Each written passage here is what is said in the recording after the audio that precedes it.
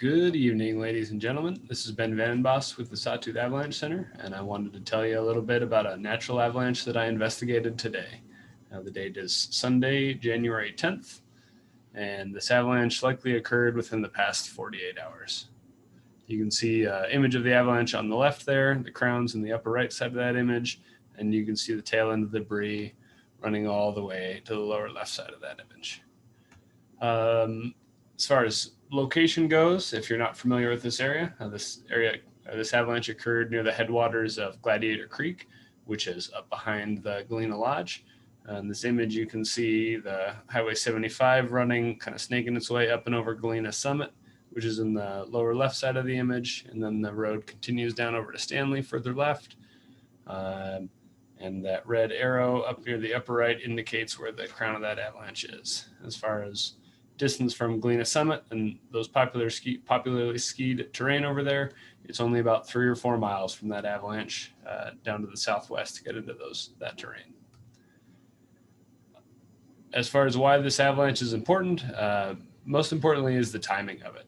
A little less than a week ago, late in the day on Monday and into Tuesday, we had a pretty intense storm that resulted in high danger across our area and an avalanche warning that extended for 2 days. But this avalanche didn't occur during that period. It appears to have occurred within the last 2 days, the last 48 hours, and it didn't occur during that 8 to 10 inches of snow that fell, but with just a little sprinkle of snow and a kiss of wind. It happened on a southwest facing slope at 9,800 feet. The slope angle averaged between 35 and 38 degrees. The slab was 1 to 1.5 feet thick, and the crown was 50 feet wide, and the avalanche ran 700 feet vertical. You can see an image. This photo is taken from the crown here, or right next to the crown. That crack is a portion of what you might call hang fire, something that cracked and moved part of the slab but didn't actually avalanche. And the kind of deeper crack you see in the upper right of the picture there is that crack where it failed and moved but didn't avalanche. And then if you look lower, that recessed space is where I've kind of pulled out some of those really soft, weak facets that we've been talking about. And you can see a little stiffer layer above that. And it's a little crust that was built on this aspect because it faces the sun southwest. It's one of the warmer aspects. And that crust built towards the end of that period, right before we buried this weak layer in early December. The slab here, as I said, is between 1 and 1.5 feet thick. And the upper portion of it is quite soft, but lower on the slab, it does get a bit more dense. Even though the crown wasn't terribly wide, just 50 feet wide, it produced an avalanche plenty large to bury a person. And it went through some rugged terrain with some trees and rocks, and it would not have been a pretty ride to take. We'll look at a few different photos of the avalanche here. We're standing on one end looking kind of back towards Galena Pass. Looking southwest in this photo, you can see the crown extends out into the distance. In this image, we're looking down the bed surface of the avalanche. All these little blocks are pieces of the slab that kind of broke and stalled out as the avalanche moved down the slope. And in the upper left there, you can see the tail end of the avalanche about 700 feet below where this photo was taken.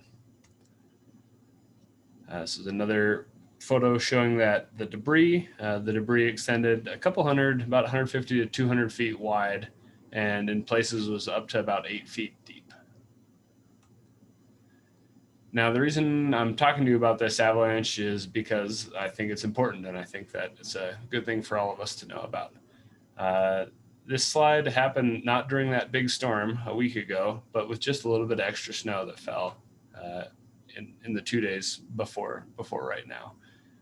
That snow fell, and we had a little bit of wind blowing from the east, which probably helped load this slope a little bit. But the main take-home point here is that this is a clear indication that our snowpack is unstable.